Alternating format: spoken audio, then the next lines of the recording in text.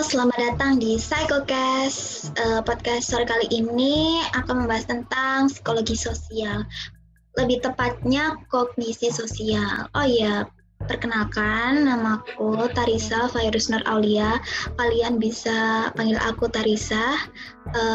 Dan di sini udah ada dua teman aku, Piko sama Farah. Kalian boleh perkenalkan diri kalian.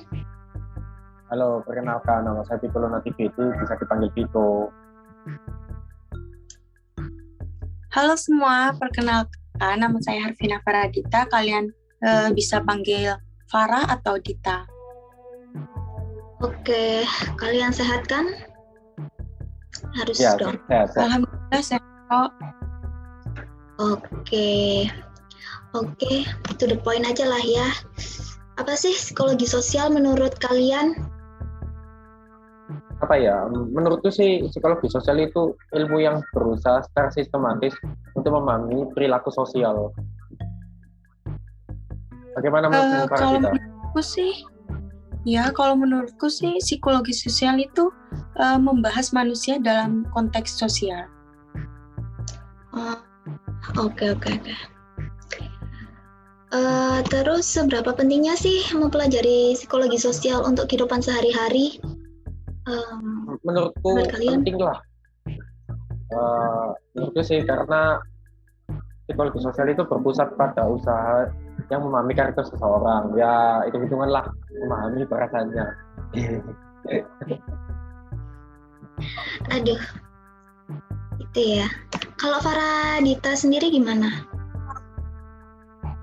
Penting banget sih, soalnya kan dari belajar psikologi sosial kita bisa mengetahui situasi sosial. Ya, intinya cara kita berinteraksi sosial itu gimana sih gitu. Oke. Berarti kalau aku memahami psikologi sosial, aku bisa memahami orang gila dong. Oh ya, bisa dong. Loh, jangankan memahami Anda jadi pawangnya. Parah.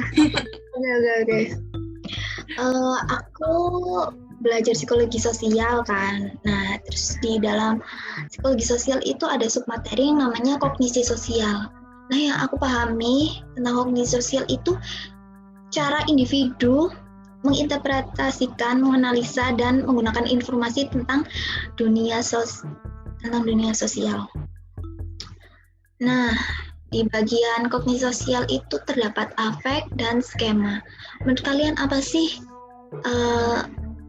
afek dan skema itu? Ya, kalau menurutku sih afek itu sesuatu yang berkaitan dengan perasaan dan suasana hati yang individu rasakan. Tapi kalau skema sih kurang paham menurutku.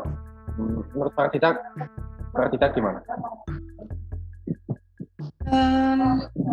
Oke, aku jawab sesuai definisi aja kali ya. Skema itu adalah kerangka mental yang berpusat pada tema-tema spesifik yang dapat membantu individu mengorganisasi informasi sosial. Jadi, skema itu juga penting sih dalam proses kategorisasi, soalnya kan mengarahkan perhatian kita ke informasi yang lebih relevan gitu.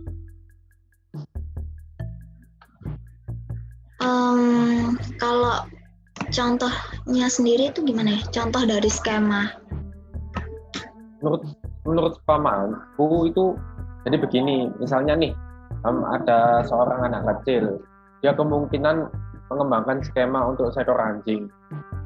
Dia tahu seekor anjing berjalan dengan 4 kaki, berbulu dan memiliki ekor. Ketika anak tersebut pergi ke kebun binatang untuk pertama kalinya dan melihat harimau, dia mungkin awalnya sih ngira harimau itu adalah seekor anjing juga. Nah, sudut pandang anak tersebut, harimau cocok dengan skema untuk seekor anjing. Bener nggak sih kira-kira menurut Faradita? Bener banget sih Piko. Mau nambahin aja nih, dari situ orang tua tersebut mungkin menjelaskan bahwa ini adalah harimau, binatang buas. Ini bukan anjing karena tidak menggonggong, tidak tinggal di rumah orang, dan berburu untuk makanannya. Setelah mempelajari perbedaan antara harimau dan anjing, anak tersebut ini mengubah skema anjing yang ada dan membuat skema harimau yang baru gitu. Oh, oke. Jadi intinya skema itu menggambarkan bagaimana informasi dipersepsi secara selektif dalam ingatan. Berarti ada dong pengaruhnya skema terhadap kognisi sosial. Ada sih 3 aspek yang mempengaruhi skema terhadap kognisi sosial. Di antaranya ada attention, ada encoding, dan ada retrieval. Jadi attention ini berkaitan dengan informasi yang individu perhatikan. Jadi skema berperan sebagai penyaring informasi yang konsisten, sehingga dengan skema lebih diperhatikan dan kemungkinan masuk dalam kesadaran. Lalu untuk encoding sendiri, pengodaan adalah proses informasi disimpan di dalam ingatan gitu. Boleh dong aku yang jelasin di bagian retrieval? Boleh dong, silahkan. Boleh dong. Jadi menurutku retrieval itu adalah mengingat kembali, yang artinya kita mengeluarkan informasi yang kita dapat dahulu melalui pasca indera yang digunakan untuk keperluan tertentu. Oke, aku mau coba simpulin. Jadi atensi itu berkaitan tentang informasi yang lebih mungkin untuk masuk ke dalam kesadaran. Lalu untuk encoding kan pengkodaan. Jadi kurang lebih informasi yang konsisten dapat dikodekan dengan skema. Lalu di bagian retrieval tadi atau mengingat kembali, individu cenderung mengingat dan menggunakan informasi yang konsisten dengan skema. Ya nggak sih, kurang lebih segitu sih. Oh ya, baru-baru ini ada studi kasus tentang kognisi sosial. Kognisi sosial melalui situs jejaring YouTube pada komunitas online yang dikutip dari studi kasus pada komunitas online Think Picture ID. Jadi di jurnal ini dijelaskan bahwa portal video YouTube telah menjadi salah satu saluran penyiaran alternatif. Penggunaan internet yang semakin meningkat membentuk sebuah ruang penggunaan visual yang bebas. YouTuber, sebutan untuk para produsen video di YouTube, telah membentuk sebuah nuansa tersendiri di dalamnya.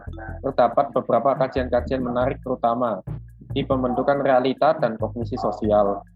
Video-video yang mengajarkan cara pandang dan pengungkapan opini maupun pendapat adalah contoh bagaimana YouTuber membentuk realita terhadap penontonnya. Kognisi sosial dalam pandangan ini sangatlah penting mengingat bahwa para penonton menggunakan logika video tersebut sebagai dasar dalam memahami berbagai hal di sekitar lingkungannya. Namun demikian, kapasitas maupun latar belakang para YouTuber ini sangatlah bermacam-macam dan mengingat mereka tidak memiliki standar umum terhadap profesi yang mereka sebagai videografis. Menurut Tarisa dan Faradita, bagaimana dalam menanggapi kasus tersebut dalam mengklasifikasikan ke dalam kognisi sosial? Oke, kalau menurutku, kalau dilihat dari studi kasus yang kamu bacakan tadi, Piko, kasus ini pengelompokan yang tepat itu observational learning dari teorinya Albert Bandura. Kenapa? Karena teori ini berpendapat bahwa seseorang individu memiliki kemampuan belajar dengan memperoleh keterampilan baru, strategi baru, keyakinan baru. Terdapat beberapa tahap, ada 4. Yang pertama itu perhatian. Jadi penonton video memperhatikan video yang dibuat si YouTuber itu. Kedua itu ada memori. Berarti penonton itu mengingat apa yang dilakukan YouTuber. Ketiga, melakukan. Penonton meniru apa yang dilakukan YouTuber. Yang terakhir itu ada motivasi. Penonton termotivasi dalam melakukan gerakan yang dilakukan YouTuber. Ya kurang lebih seperti itu sih kira-kira pendapatku. Mungkin Faradita mau menambahkan atau aku juga punya pendapat. Kalau klasifikasi yang cocok dari studi kasus dari jurnal yang dibaca tadi itu adalah pengaruh efek pada kognisi bahwa terbagi 3 macam dalam pengaruh pada afek yang pertama itu mode dependent memory. Ingatan yang bergantung pada suasana hati. Jadi ketika penonton menonton video yang dibuat YouTuber dan terjadi sebuah momentum ketika terdapat scan yang teringat pada kejadian traumatik gitu. Jadi yang kedua ini mode context effect atau efek kesesuaian suasana hati. Jadi ketika penonton menonton video yang dibuat YouTuber, penonton itu menonton dengan kesesuaian mode-nya. Misalnya nih, penonton ingin menonton serial komedi, maka yang akan ditonton adalah konten komedi. Sebaliknya kalau ingin nonton horor nih ya, konten yang ditonton adalah konten horor gitu. Kemudian yang terakhir nih, mental contamination atau proses penilaian emosi atau perilaku individu yang dipengaruhi oleh pemrosesan mental yang tidak disadari dan tidak dapat dikendalikan.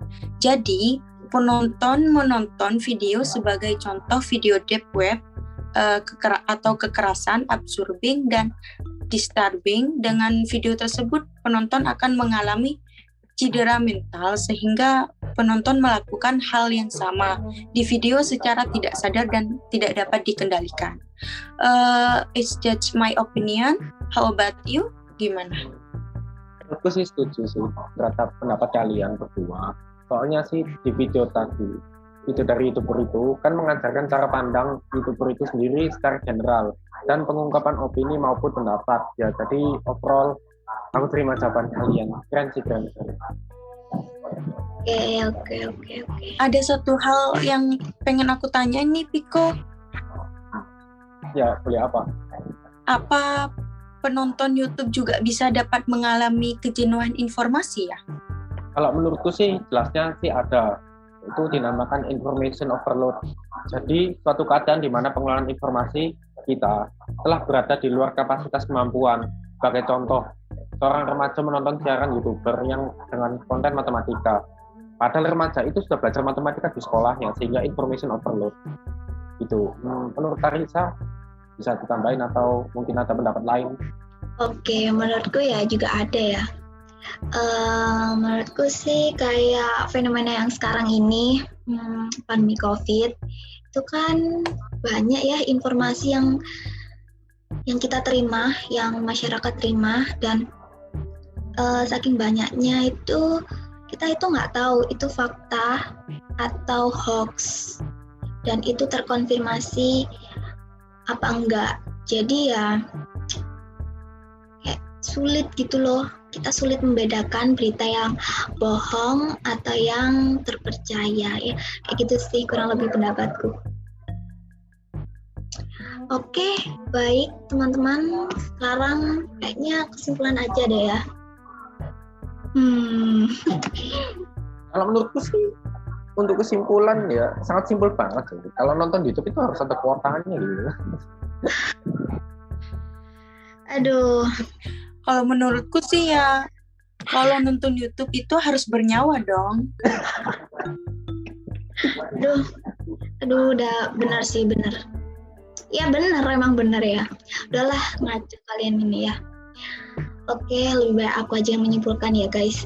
Jadi kognisi sosial itu berkaitan dengan cara individu menginterpretasikan serta berkaitan dengan perasaan suasana hati individu dan berkaitan dengan pengorganisasian informasi sosial. Terdapat 3 aspek yang mempengaruhi skema terhadap kognisi sosial, yaitu ada attention, encoding, dan retrieval. Oke, ada yang mau nambahin? Tambahin juga deh. Jadi yang aku bisa kita pelajari dari studi kasus ini perlunya pengontrolan diri dan emosi yang bagaimana pengelolaan informasi ini dari jaring sosial khususnya platform YouTube. Menurut Partita mungkin bisa ditambahin atau pendapat lain? Boleh dong, aku mau nambahin juga bahwa manusia memiliki rasa kejenuhan dalam menerima sebuah informasi. Ada kalanya ketika bila kita sedang jenuh, ya sebaiknya kita menonton konten-konten yang kita senangi gitu, sehingga dapat mengurangi tingkat kecenderungan stres dan mengurangi risiko tindakan kejahatan. Iya, bener banget sih, bener banget. Oke, udahlah guys, kayaknya cukup sekian ya. Berat banget. Oke, makasih ya teman-teman udah mau join di podcast kali ini, sore ini. Oke, kasih banyak. Ya loh, aku makasih juga loh sudah diundang ke podcast ini.